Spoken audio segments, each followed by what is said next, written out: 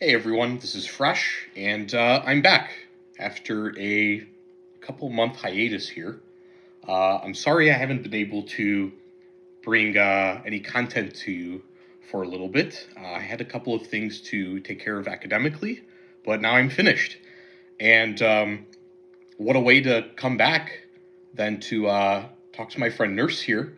Um, he's a buddy that I've met over a Discord server through Hop and Brass Facts, and we've had a couple interesting conversations in the last couple of months about various situations, gear, cars, and a lot of other interesting stuff. So, kind of want Nurse over here.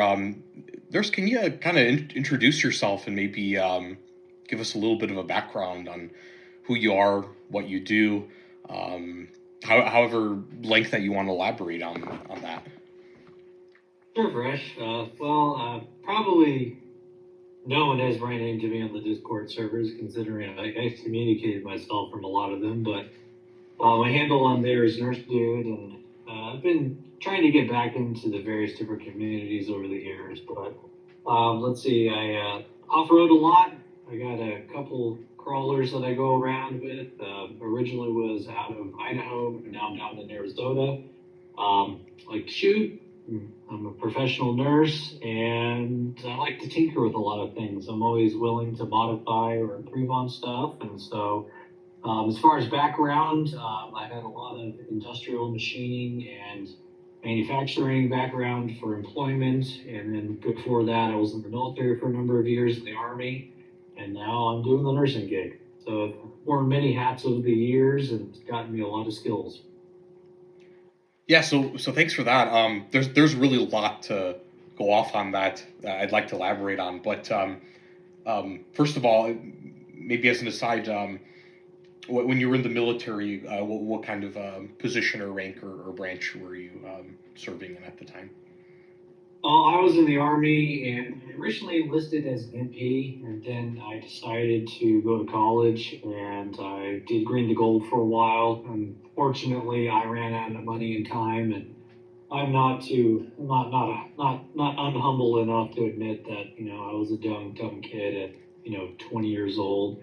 So I went back enlisted, and unfortunately, I was able to get out, or I had to get out due to my shoulder.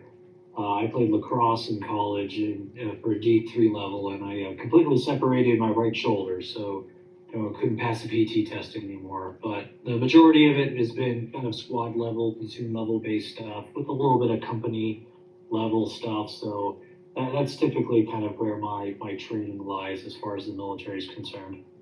Gotcha. Um, Based on that, was there any medical training that crossed with the military, or was there some interest that came out of the military at the time, or was it a completely separate endeavor? It's funny you mentioned that because at the time when I was looking to go back to school, my father had mentioned that I always enjoyed the medical stuff in the military that I did, and I had done all of the basic first aid requisites, but I also had participated in the it was called combat lifesaver training at the time, which was slightly more advanced than just your basic medical stuff. They taught you how to start an IV, a little bit more advanced treatment as far as like bleeding and then controlling other stuff like that. And I kind of used that as yes, I did enjoy that, and so that kind of got me off into the nursing realm. And since then, I've enjoyed it quite a lot.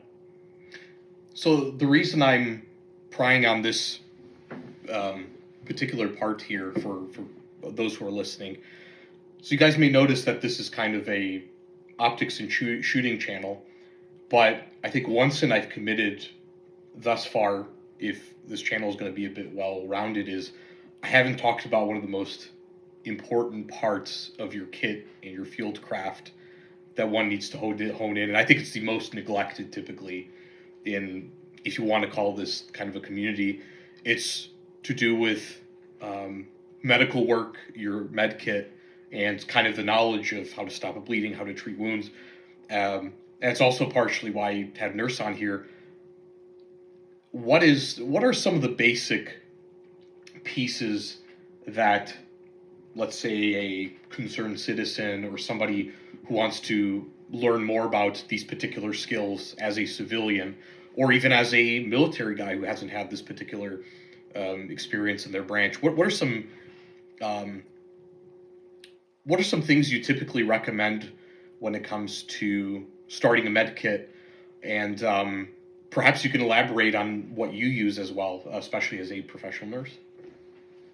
Well, to start with, ultimately you need to know how to use stuff. So you could have the Gucciest kit, I mean, ever.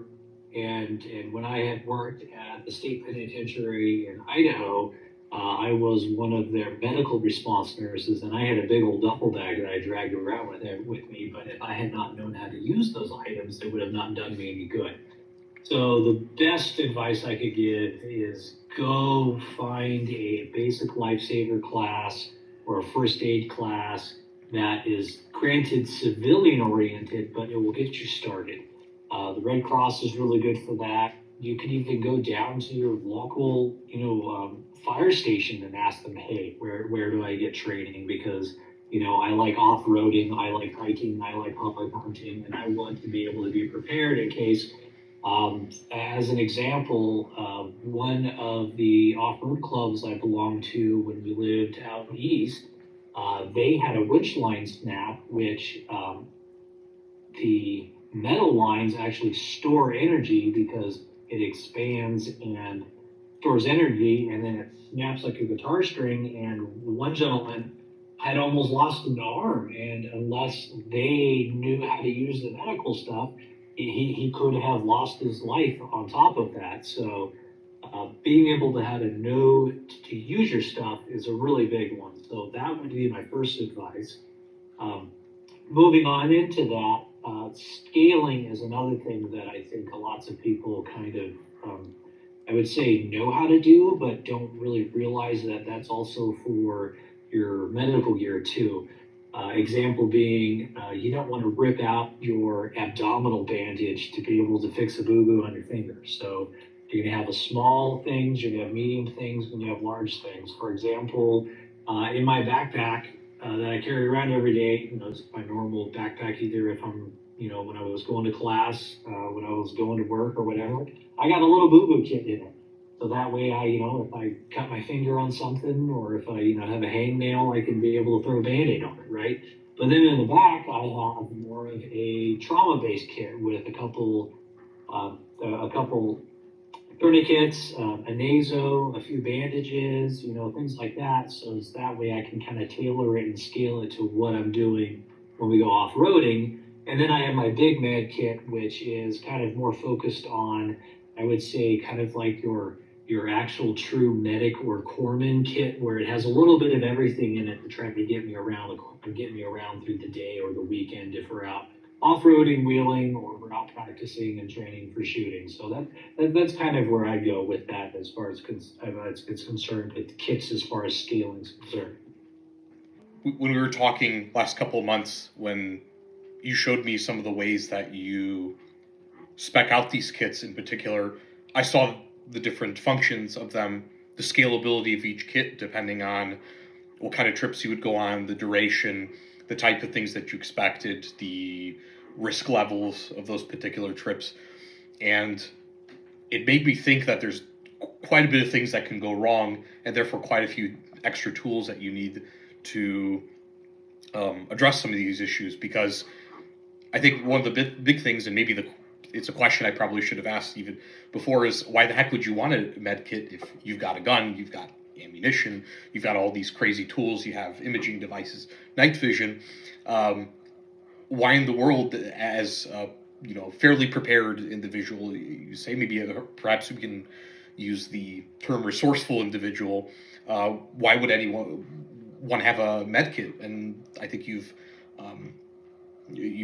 summarized that pretty well, that hey, anything could happen. It could happen to you, but it could also happen to someone else. So for all the guys who've spent all of their money on other gear, nice backpack, nice rifle, a pistol, and all that stuff, these Stop the Bleed courses that are offered sometimes locally near us, how much do those typically cost? If I'm not mistaken, I know you can get your your Red Cross certificate for basic lifesaver training course, and that comes into like first aid, CPR, and other stuff like that. I actually need to renew my CPR for work, and that's about like $70. And if I'm not mistaken, for the BLS stuff, which is kind of gives you a little bit more for the training and everything else, it's probably only like $100 here. And as we speak, I'll pull it up and pull it up specifically to find out for you. But it's not that much comparatively. I mean, all in all, you probably spend more a week on coffee comparatively if you're going out and doing stuff than you would be on this. And like you had said, you never know when you may need it. Yes, and there's definitely a huge contrast there because the most popular things that people in the community go for is, oh, I'm going to do a rifle training or pistol training course. They'll easily spend $600 or $700 for like a 3-day course, but some of these courses cost very little money, probably just a few bucks of ammo. Like you said, just coffee for that particular weekend. So it's very interesting how neglected this particular piece of logistics or field craft is neglected in this particular space.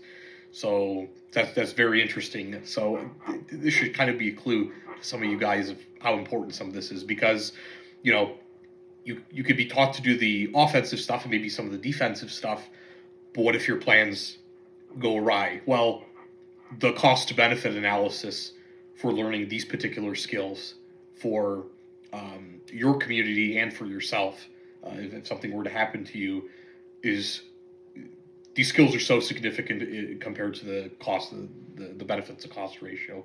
So that's part of what blew my mind in this case. So in some of these, yeah, you can. But not only that, sorry not to interrupt you, Yeah.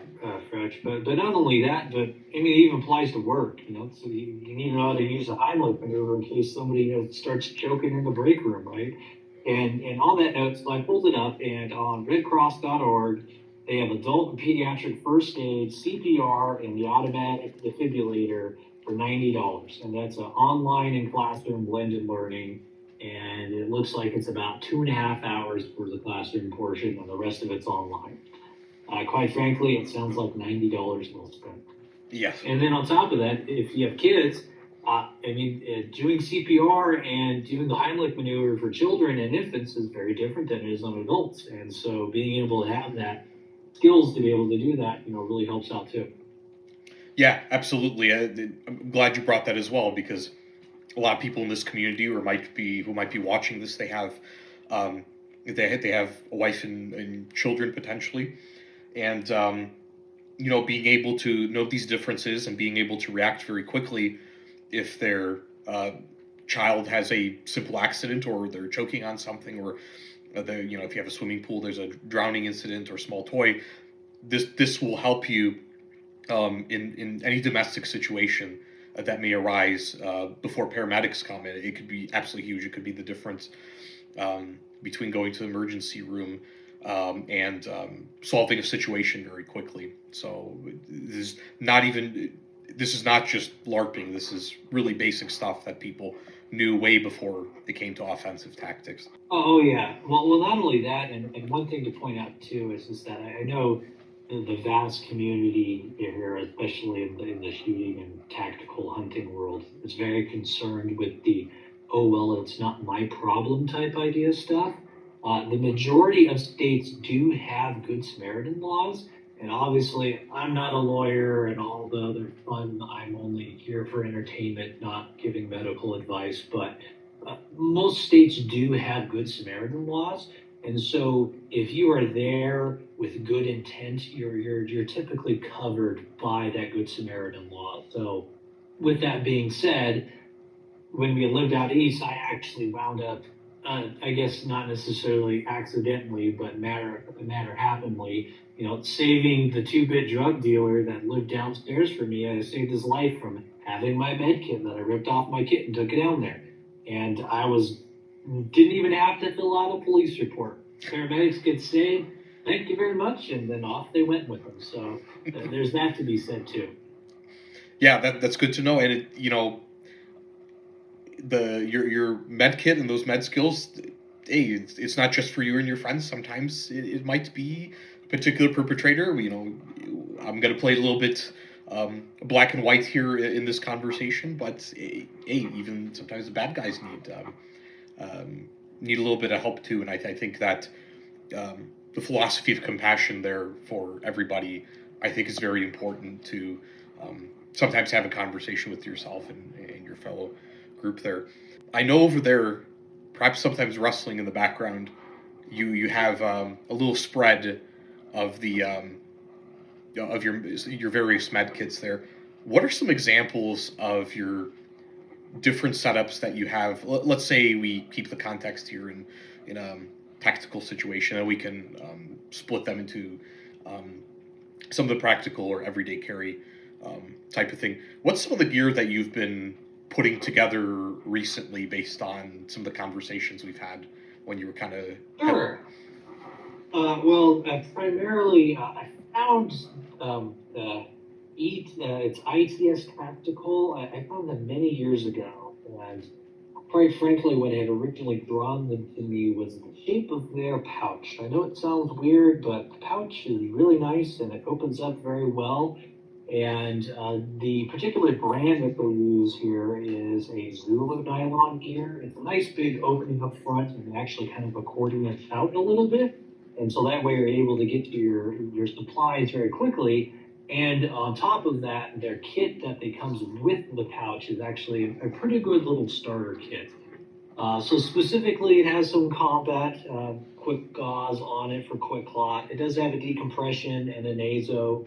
It does have a sleeve-full dressing. It does have a pair of gloves, chest seal, a 4-inch Israeli bandage, a pressure dressing. It does have a casualty card, which is a very important thing, so you can actually write down what's wrong with them. And it does have a little bit of petroleum jelly for the naso and a pencil. So with that, though, I have added a little bit of ace bandage, an old cravat that I've been carrying around in my med kits since I was probably 18 when I enlisted. And I also added an extra naso in it because I've actually wound up had to use them before on other things. And believe it or not, some of the stuff you can kind of double up as other things. Like if you really had to, you could use a naso as a straw or even a drink. So you can kind of double up on some of these things. So that's the one that I typically carry on my kit. And to segue into the more practical sense, this is kind of like the base trauma kit that I typically kind of scale off of. It's just enough to be able to fix somebody, but not anything so bad as I need to actually grab out my other gear and suture them up if I really had to. So that I have a similar size of this also in my primary off-roading vehicle, and then I have a little bit bigger one in the crawler. So that way it covers me a little bit more of, a little bit more bases around that way. I have a feeling we're going to be doing this. We're going to have a couple episodes of this explaining each piece of kit probably a little bit more closely, or things that people didn't know about, or different use cases that you've seen over time, because I know you're encountering a lot of these situations very often, and you do you're very thoughtful and think very deeply about different situations. You probably think a lot of these things ahead of time. Were there any cases there where I could phrase this question a little better? Were there any cases during either tactical training or anything like that where your med kit was very, just for any of the LARPers out there who wanted to train or wanted a casual range session, were there any cases where you needed to treat something related to firearms use in any way? Or personally, no. But I have had witnessed people breaking legs before on obstacle courses, which for those of you who have been in the military, you know the table obstacle courses. But I can't remember which one it was specifically. I think it might have been the water pillar one where you have to take the planks and move the ammo can and I think it's also a jerry can across this like little pond that has water, has pillars on it, and you can't touch the like the floor's lava thing. A guy, one of the other soldiers, Yeah. Well, he wound up falling and wedging his leg and broke his femur, believe it or not. Ooh. And it was a compound fracture, which means that you have actual bone breaking the skin typically. And luckily, one of the cadre happened to be a medic, so they got them out really quickly to the hospital. So even when you're out doing training stuff, it's no joke. But aside from that, I've also encountered during one of the off-road clubs that I had belonged to, the Thanksgiving event, a gentleman had a previously unknown allergic reaction to actually a fungus that was in the soil. I guess they happened to have, it was just that right time of, or wrong time of year rather, and the fungus in the soil had grown and he had an allergic reaction to it. And so luckily there was a couple of the nurses in the club and they were able to, put a little bit of Benadryl underneath his tongue and kind of get him calmed down, took his blood pressure and they managed to get him up to the hospital. And it was an unknown allergy up to that point, and so he now walks around with an EpiPen. Yep, it's really interesting that we don't think about these potential situations unless they do happen. There's some highly unlikely combination of factors that just line up in the worst possible way and cause some pretty severe things. That almost kind of leads to... 65 years old and has the first allergic reaction he's ever had, right? It's kind of weird. Right. And maybe you have a general philosophical question when it comes to approaching medical training or skills in medical or nursing. What tends to be your overall philosophy or your thought process when you're thinking through some of this gear in general? And it could be related to either medical preparedness, imaging. What are some scenarios you think about, or some examples where you've had a situation where you've reached very far into the future about something that could happen? The situation does happen, you almost don't believe it, and you're really glad that you've had that particular piece of gear when it was needed in that situation, let's just say. If I use it once, I will probably end up using it again in the future. So that's one thing. That example being the naso. I've had to use that once offhand, so now I carry a couple extra ones because I've had to use it. But at the same time, it's not becoming overburdened because stuff adds up quick. And I don't know about you, but I'm not 18 anymore. I'm backwards after a long day's work.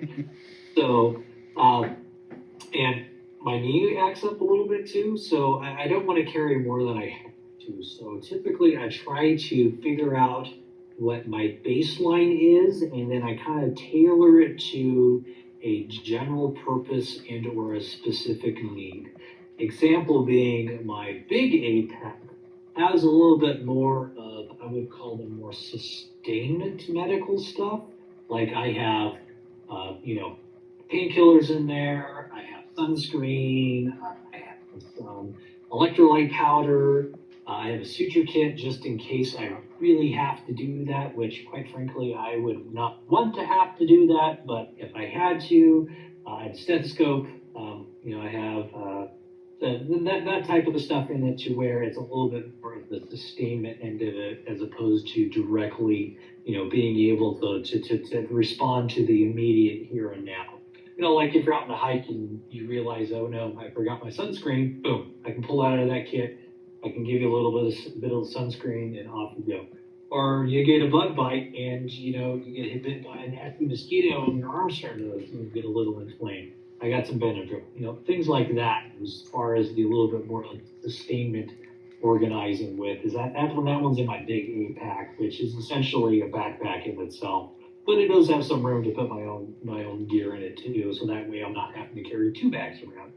So, and that's really interesting that you mentioned the sustainment aspect in particular. I think Grand Thumb did talk about this in a video one time as well, and in both of these cases, just really surprised me.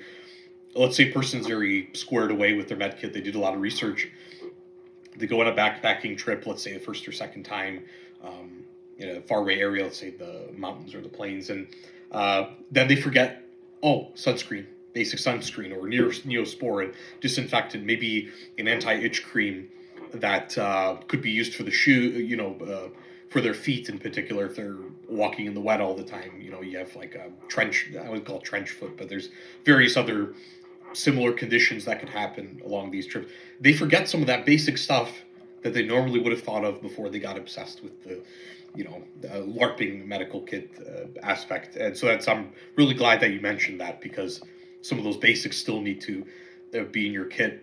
And that does lead me to another thing. So because we have a lot of people here who are weight conscious when it comes to their overall kit, what would be your estimate on, based on the scale of some of these kits, maybe if you had like a few different tiers, let's say in terms of duration of sustainment, or the, like I said, severity, perceived risk. How much weight do you think a good weight kit, let's say, however much volume you need to get this kit going, but weight is more of a concern in terms of packing density side. How much weight do you think something like this adds to your kit, like a proper med kit for different situations? So, not to go down the other rabbit hole of gear, but generally I kind of like breaking up my gear in general to the use and sustainment stuff. So I typically will carry around a day pack or a 3-day assault pack with my gear in it that I'm not using right away, but I do need eventually.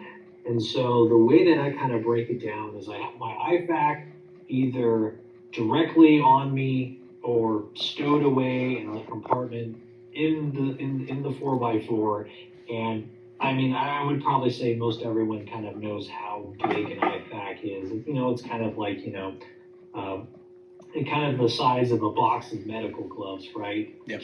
That's a terrible, comparison, considering the fact that I have, I know what that is. I don't know what everybody else does, but, okay, how about this, a small jar of mayo, right? It's about a small jar of mayo's worth, and it's maybe like a pound, pound and a half, so it's not too much. But then in my pack, I have things like we had mentioned with sustainment that adds up to maybe about another, 6 to 9 to 10 ounces at most. So in all, it's not really a lot. And if you do know a finite time that you're going to be spending, like on a hike or something, you don't need the whole bottle of sunscreen, right? You probably only need like a couple ounces. You're probably not going to need the entire bottle of aspirin. Bring 4 or 5, right? So that's one thing that you can also kind of think about too. And with that, I don't know about you guys, but I got a plastic bag collection that I have with all my other stuff that I've bought over the years. And so all those little plastic bags that other things came in, you can use them up for like that. Like with the boo-boo kits that I have, that's a repurposed plastic bag from who knows what I ordered years ago. And I pulled out these little nice plastic bags. They got 5 or 6 bandages in there, or Band-Aids that I can throw in my bag or put in my pocket when I go out somewhere. I love that you mentioned that. We're probably going to bring up maybe tips and tricks at some point, especially once I get squared away. Full disclosure here, first of all, I'm kind of very new to this. In terms of my any medical experience I have, I've done a CPR course in high school, another one in college. I'm very new to this, so if some of my questions here come out as a little amateurish or are not fully guided, I'm completely green on some of these subjects. So I think what I'm trying to do also here is demonstrate somebody new what kind of questions they may ask, and Nurse here is going to help you sort of think about these things philosophically, or what kind of questions you may ask yourself. So at some point, I think we'll talk about some of those organization tricks, like you said, for example, the Ziploc bag, because your IFAC or a larger medical kit, those things will be organized for you. But then, like you said, your sustainment pieces, not really. They're all separate pieces that come from various grocery stores and other packs and stuff like that. How to keep them together to be readily available. I think at some point in this little series, we'll try and talk about examples of how you can intuitively work through your backpack or 3-day assault pack or something to get to your gear very quickly. Actually, if you have any other examples of um, how you're thinking about that along, feel free to chime in. But I think there's a lot of room for conversation there for sure. Yeah, definitely. I mean, one of those things that I'll fully admit, I probably keep way too much things, but, I'll have a plastic bag collection. I'll keep, here's a good one. Granted, you want to wash them out before you do it, but the boxes that your bullets come in if you reload, I use those for all sorts of things. In fact, actually, that's what I keep my spare bolt parts in my backpack, so that way they don't get crushed and they get smashed or anything like that, or potentially the firing pin bent. It's in a nice little crush proof case, and I can put some other little tiny small tools in there. So that way I have a little box that is brightly colored because I use burgers for my bolt action. It's a nice bright yellow box that I can stick in my bag, and I know exactly what it is because of what color it is. So little things like that I tend to end up using for all sorts of little tricks, here and there over the years, whether that be from camping, from off-roading, hiking. Everybody kind of figures out their own little system, but I typically kind of like the plastic bags. They do me well. So now you started mentioning gun parts and stuff like that. Again, I don't know the algorithm, so if anything gets demonetized with me saying different words, whatever. I don't care. I mean, this channel is not my source of sustainment. Um, I'm pretty sure some listeners are like, all right, I've had enough. Let's just say they said I have had enough medical kit stuff. I got to start looking at things on the internet. If we transition out of that, what are some good websites to that you've shopped through to try to obtain a lot of these essentials and to start putting together your dream setup for taking care of your body? Where do you typically shop to get some of these things? So we'll do one last point on the training thing, in Yeah. that there are people who are far better versed than I will ever pretend to be on this. I do know that I think it's Prepper Medic is one of them, and they have all sorts of YouTube stuff that's able to pull out on that. So I mean, don't be afraid to go, go around and be able to poke around and figure out what does and doesn't work, and then obviously it's for your own needs too. So with that, don't be scared to be able to go out and explore and ask questions too. One of the sites that I do really like is actually a gentleman who I've ran into a few times up in Idaho, which is he runs a website called Live the Creed. He himself is actually a paramedic, and he has some very good kits that are set up as far as going anything from your little boo boo kits and all the way up. And then the other one that I've liked over the years, which I know is a big name, but the My Medic stuff. I personally really like his Recon kit just because it covers a lot of bases, and I'll fully admit I'm as lazy as the next person. So having it all there together, ready to go, and where I can either take out stuff or add to it is really convenient, because otherwise, sometimes, in all realities, you'll spend way too much money and time, whereas you could buy a preset one and then tailor a little bit here and there as you like it comparatively to. And for the smaller kits, the Blue Force gear is pretty nice because it has a tray that you can pull out, so that way you're not trying to like awkwardly turn to get into your pouch, or you can take it off and bring it to them, which is another really big thing that I like, because I want to be able to see what I'm physically doing with my stuff, as opposed to digging in a really awkward angle and potentially costing me not only time, but potentially an error with grabbing the wrong item and having to go back and find the item that I really do want. And is there some utility? Let's suppose you have a basic kit together when you're in one of these stop the bleed courses, perhaps more advanced training course.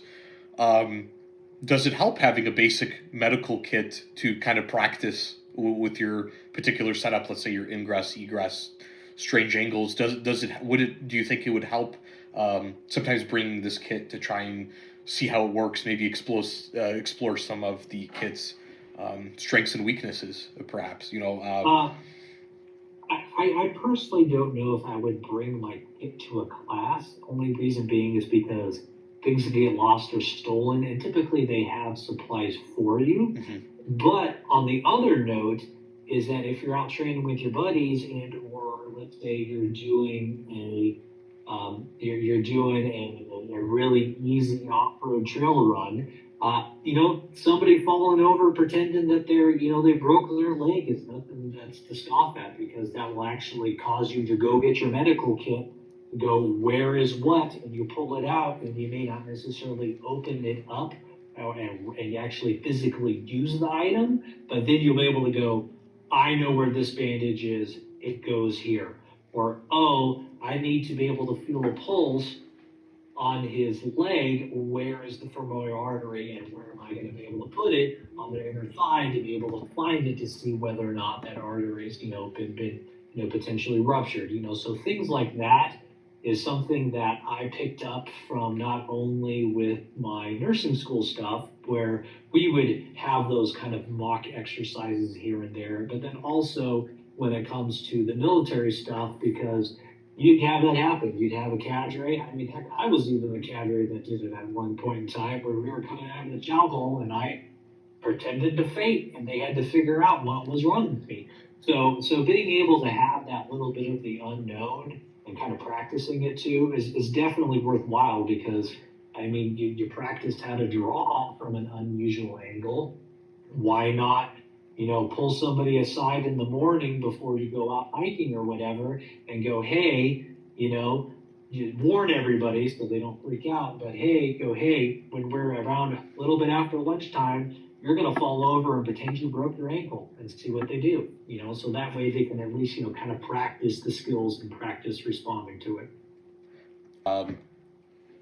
Some sort of psychological trauma, perhaps in battle, or it does give you at least enough of a simulation or stimulus of that to help create that adaptation to perform better once, if anything, God forbid, happens in the field.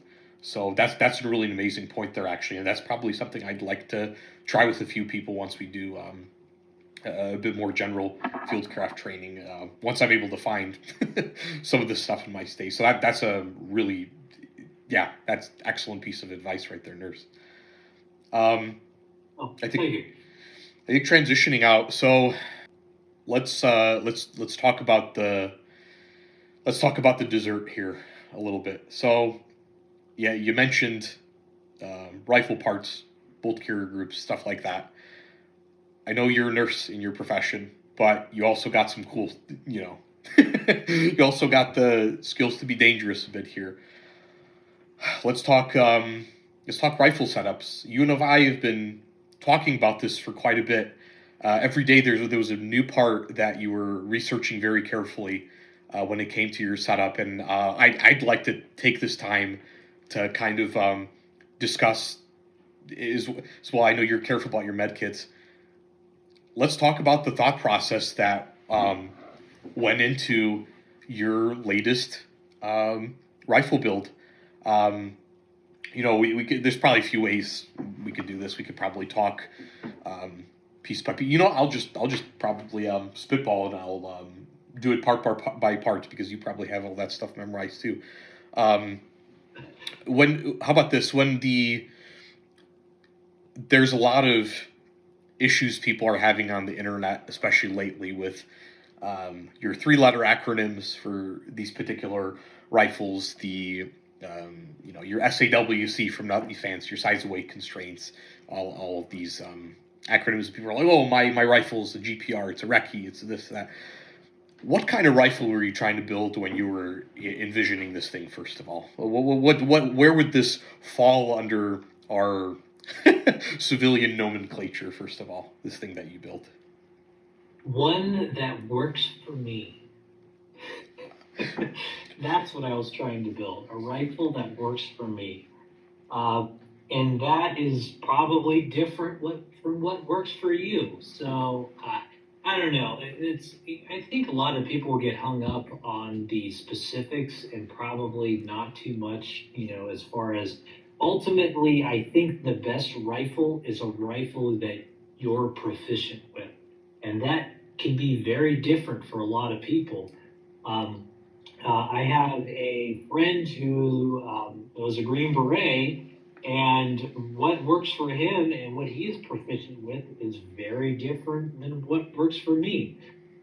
Case in point being, uh, oh, I cannot remember his name off the top of my head, but you probably will. He's the modern concept shooting gentleman that was a Green Beret, a little bit older.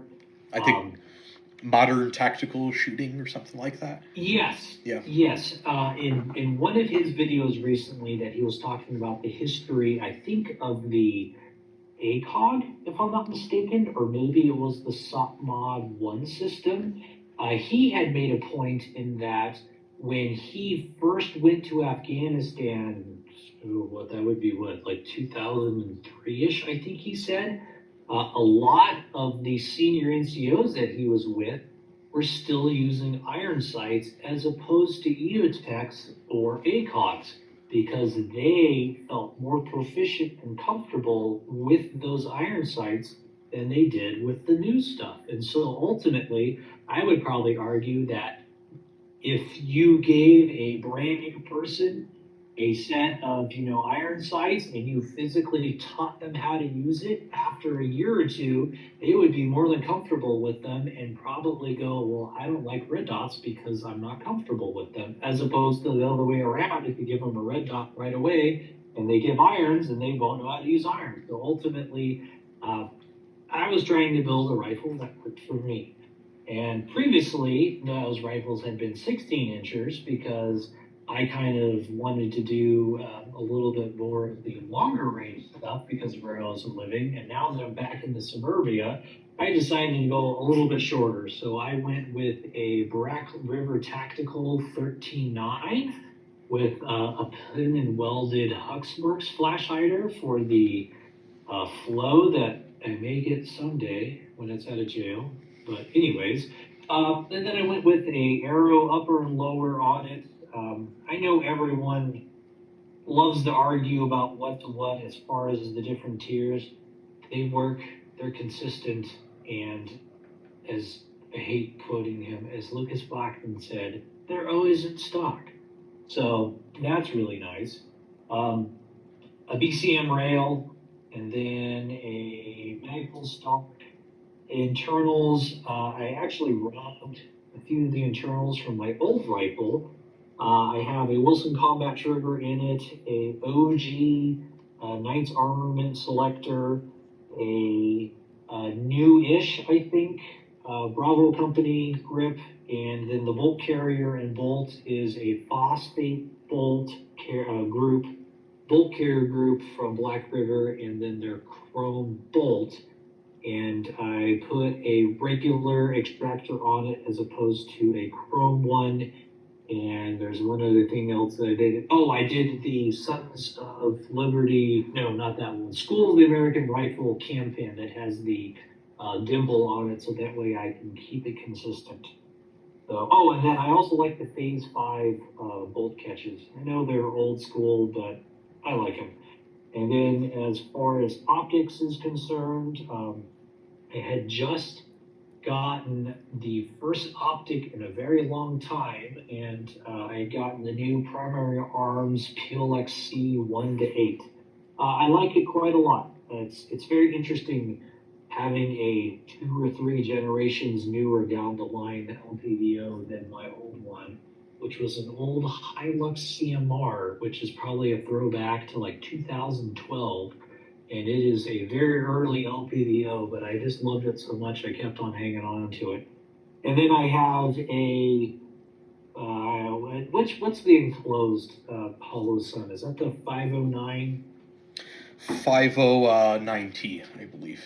Yes, I have thank you. A 509T on that for night vision setup, and I am left eye dominant, but right-handed. And believe it or not, on a Badger Ordnance 1.7, the red dot goes perfectly into my left eye if I cant the rifle just a tad. And then I have D-ball D2 on the end to round it out, and then a Surefire Scout. So that's kind of the skinny on everything. Yeah, I don't know. Yeah, I like it. It works well. It's nice and handy. I don't feel like it's too long or too heavy. We'll see how it works with the can on it. I'll let you know probably sometime next year. So if it ever clears, comes out of jail. Yeah, I hear the wait times. Yeah, but back when we were inside of that Discord, I just heard wait times in excess of 120 days as being kind of the minimum for some of those. And where I'm at, it's not a problem because I can't have them. But hope I didn't violate OPSEC there. That you're putting a lot of thought into your suppressor choice. So actually, let's talk about the barrel and suppressor interface for a second because we had a lot of back and forth on it. First of all, why did you end up going with, if for anyone here who's not familiar, who's a bit curious, why did you end up going with a 13.9 barrel and a pinned, I believe this is a pin and weld Huxworks? Correct. I will be quite frank. The only reason why 13.7s and 13.9s exist is because of the 16-inch minimum overall length. Okay. I don't really like the pistol brace, and I saw the writing on the wall on that many, many years ago. And so with that, I would like the shortest possible barrel to be legal with, and that for me is a 13.9 with the extended flash hider, and that gets me out at like 16 and 150,000. So that's 16.150 is what it gets me when I've measured it, and I've measured it with every single tape measure that I have, and also with an actual bench scale. So that's what it is at, and so that's what I went with. And overall, it actually got me about 2.5 inches shorter overall with the muzzle device and everything, comparatively to my old BCM 16-inch that I have over there. So that's why I went with that. And comparatively to a 14.5, I mean, they're almost identical, so why not? If I'm going to pin and weld it, why not go directly down and save me that extra, I think it was overall like an inch comparatively to a 14.5. So that's the way on that one, because I have to have 16 inches overall. Yeah, understood. And for any of those who are who want to participate in the barrel length wars, because those are constantly on different forums, for anyone who's doubting anything shorter than 16 inches when it comes to external and terminal ballistics, you actually sent me a picture of your reticle for, this is the reticle name on the 1A PLX. I'm kind of researching LPVOs at the moment. That was like a version of the ACSS Raptor. What's the reticle that's on that particular scope? Yeah, it is the ACS Raptor, and it is the meters one, because my brain works in meters. It does not work in yards. So with that being said, it lines up pretty darn close, and I've not had a chance yet to true it, but if my math is good, it should be within a margin of error to be able to get it to line up. So ultimately, we shall see, but if anyone who's ever tried to fire a 5.56 beyond 300 meters, it's kind of an area target anyway, so you're not, ringing shots that far out anyway. So I got the 1-8 more so for PID usage, and then also because I live out in flatland now again.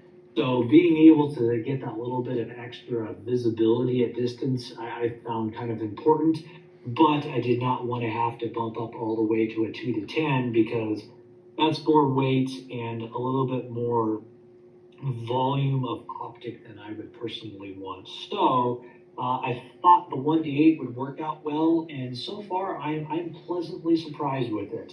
The eye box is a little tight at 8, but if I'm going to be using 8, most likely I'm going to be in a more stable position, possibly supported. So it gives me a little bit of extra wiggle room as far as finding that eye box. But the 1X is very good. I believe C does had recently done a review on it, and from what I have experienced using it thus far, he is right on the money with his review. It is the C stands for cool, and that is certainly true. Yeah, and for anyone who's curious about C-Do's channel, absolutely go take a look at his. He really performs some pretty nice in depth optical clarity comparisons amongst various types of scopes that people send in to him. It's really a great content creation model, and I think he's a pretty honest dude, and it really does get to brass tacks when it comes to getting the information out there to help people choose their various optics. So definitely go take a gander. He's actually part of the reason that I got into our optics reviewing, along with Hop and Brass and a lot of other people that I'm kind of name dropping here at the moment. But yeah, kind of on the original point there, it does show that you don't need your standard 10-3s, 16-inch or 20-inch barrels. In reference to one of my other videos, if you do pick the correct zero, no matter what the barrel length is, you are going to be able to find something that lines up with at least 4 out of the 5 or 3 out of the 4 BDC hash marks on your scope, no matter what scope it is. And Nurse here was able to take a 13.9 despite a non-standard loss in velocity, however small that is, and he was able to line this up perfectly and on a metric reticle, which was great. When I saw that, I was like, you're pretty much almost set up once you do a little bit of truing and re-zeroing at the range, essentially. So let's talk about that 13.9 barrel. That was chosen in consideration with the size and weight constraints of a suppressor. Can you tell me a little bit about your journey when it came to choosing the particular suppressor that you decided to pay a tax stamp for, fill out a bunch of paperwork, and wait potentially a third to an entire year to get?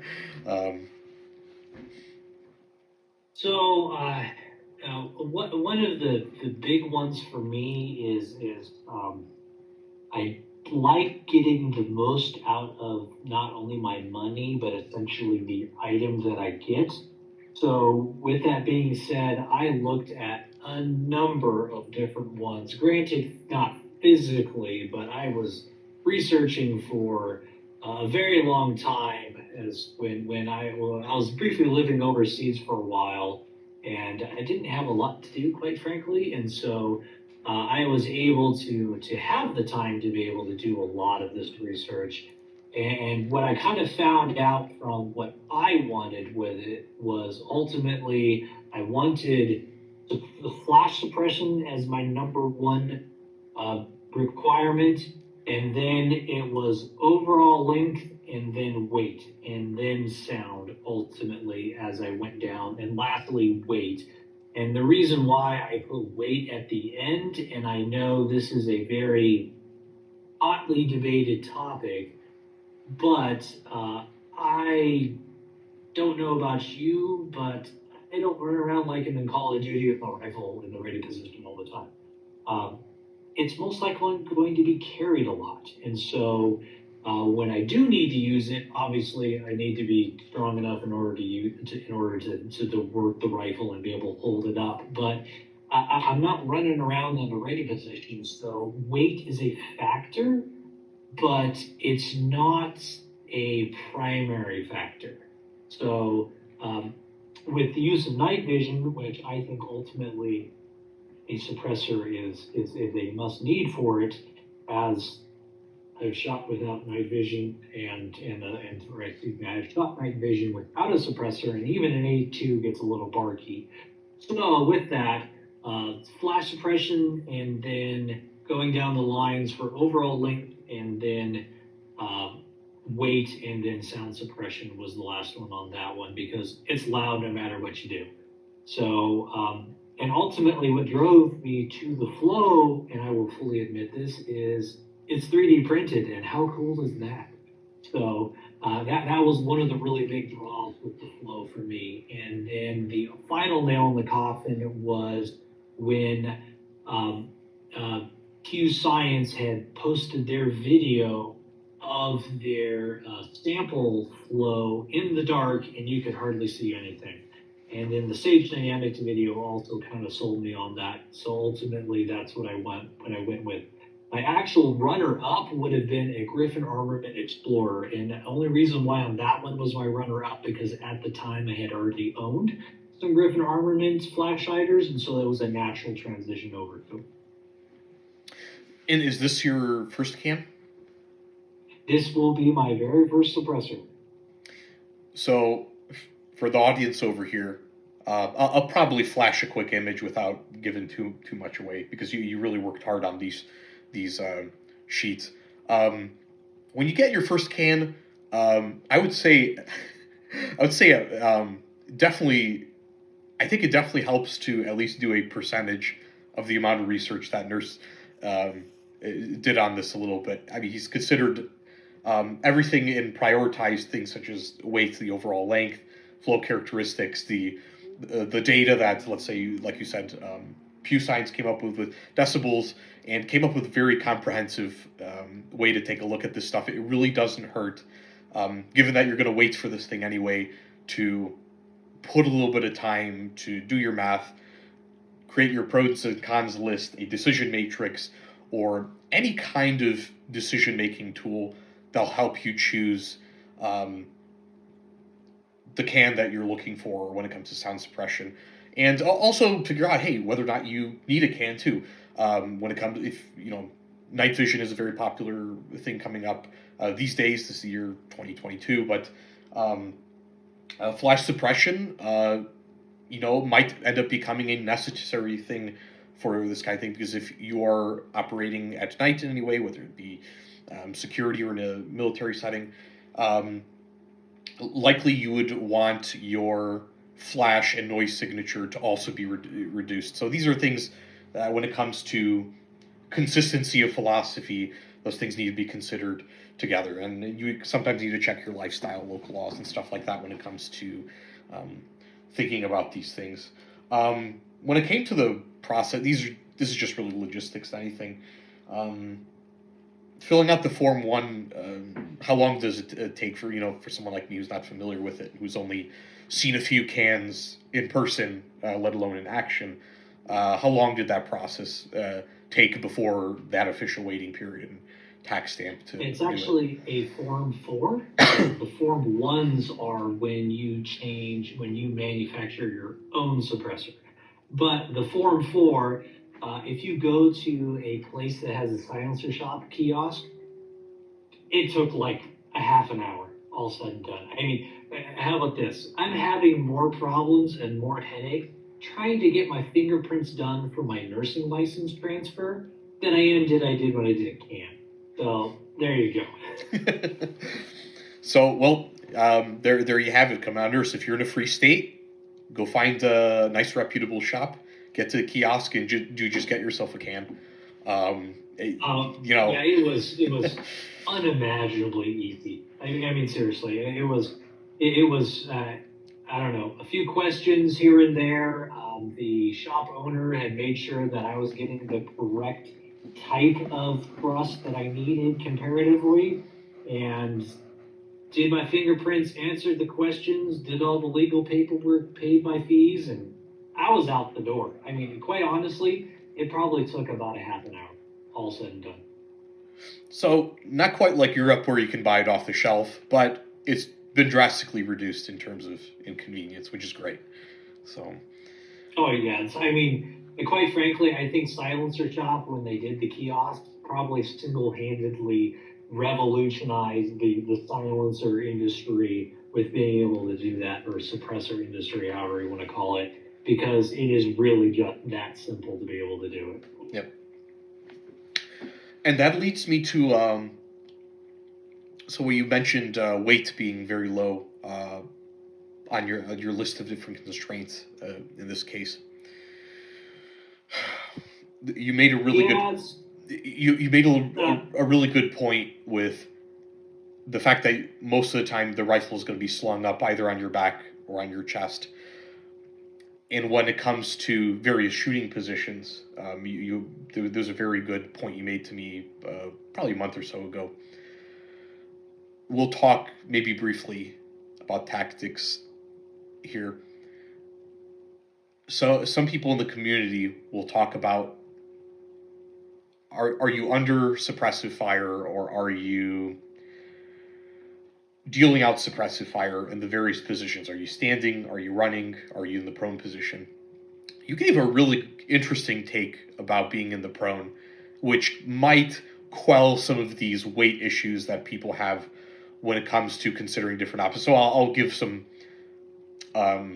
quick context here without getting too far into the weeds on how you put this to me when we were talking about it. But a lot of people are hating on LPVOs at the moment. You know, you see Lucas Botkin getting on the ACOG train a little bit again.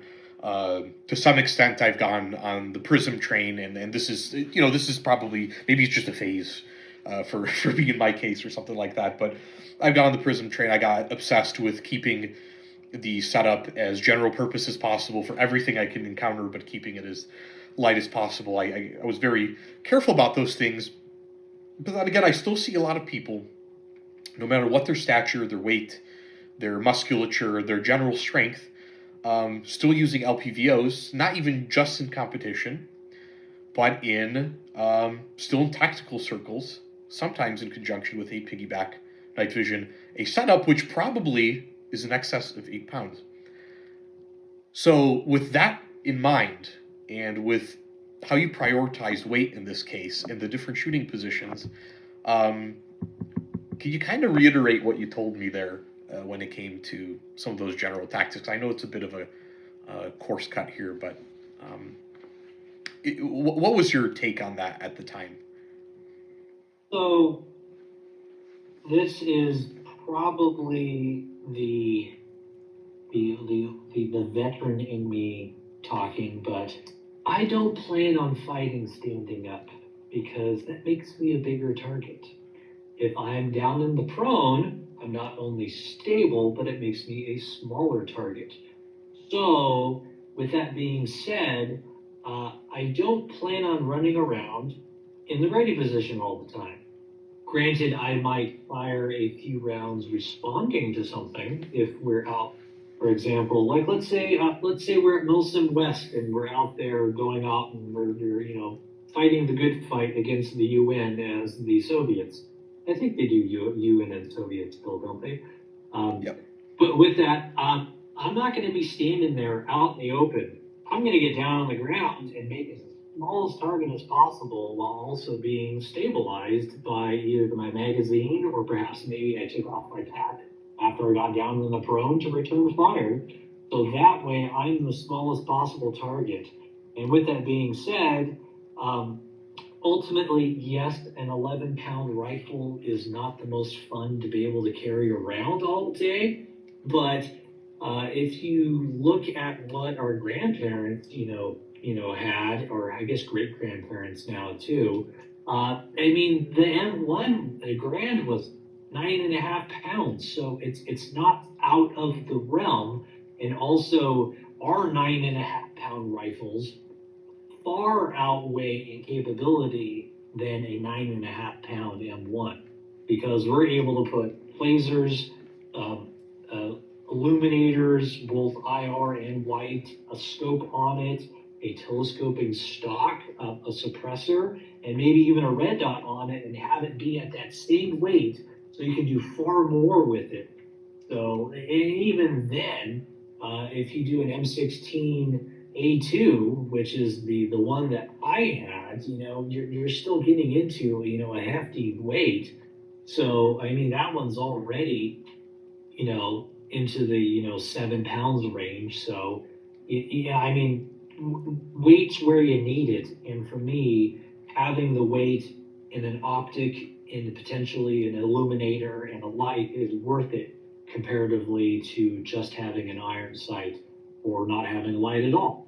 So that's kind of my opinion on weight. And then on top of it, your adrenaline's going to be going so much you're not going to even notice it anyway. So you'll notice it a couple hours later because you'll be totally fatigued from spending all that adrenaline and coming down off of it. But initially, that's kind of where my opinions lie on weight. And I don't know, it's a very controversial thing, I think, but it's a little bit of, I guess, experience based too, because I carried around a 240 a lot and a 249, and yeah, they're really heavy, but they weren't heavy when they were prone. So there's another thing that you told me about in this case. So your setup is fully kitted out, fully loaded up. You've got an LPVO, you got a piggyback, you've got your lamp, you got a flashlight. With and without the cam, what was the final weight that you ended up measuring? Quite frankly, I don't remember. If you want to keep on talking, I'll weigh it really quick. Yeah, that's fine. In this case, so it's while he's weighing that out, the number he gave me was extremely surprising. I don't have a scale here to try my setup. I ended up coming out pretty light. But with a fully kitted out, even with an LPVO, if you're very conscious about the typical mounting hardware that you utilize for your particular rifle, the M4 platform is absolutely incredible in terms of the best balance of modularity, external terminal ballistics, and a platform for all sorts of imaging tools that allow you to be a more effective offensive and defensive player in the civilian and military game. I think while he's waiting that out, we'll do a little intermission here, but I probably need to weigh mine out. And then, actually, what would be the weight of your cam? You don't have it on you, but I think I can. This was the Hux. This was the Hux Flow, I believe. Flow 556. So we can get that reference here. I'll pull that up. Okay, so I see 11.8 ounces. That is like an EOTech, let's just say. So you're taking an EOTech and you're sticking it at the, more or less at the end of your rifle. So we can add that onto, to Nurse's number here. All right, have we got a weight yet, or? Yep, hang on. Doing some high math here. All good.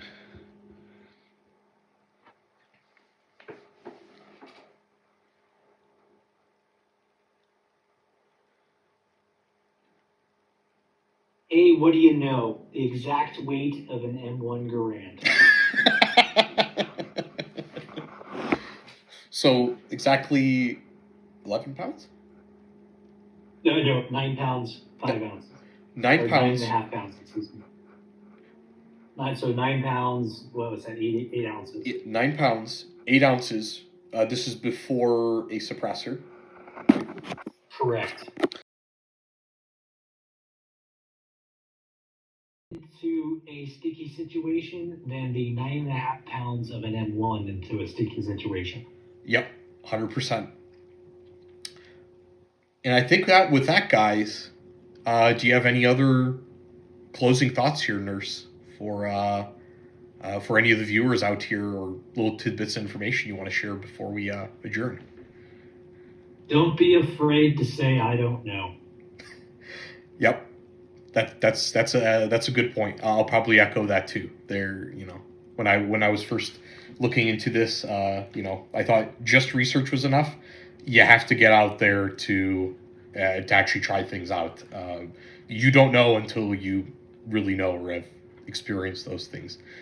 And with that, and don't be afraid to experiment too and modify. That's another really big one. Is that you never know until you try it too. So. Yep, absolutely. Well, Nurse, thanks for joining me on this journey, and hope to do more of these with you in the future. So. Yeah, it was my pleasure, Fresh. Yeah. Thanks, guys. We'll talk to you in a bit.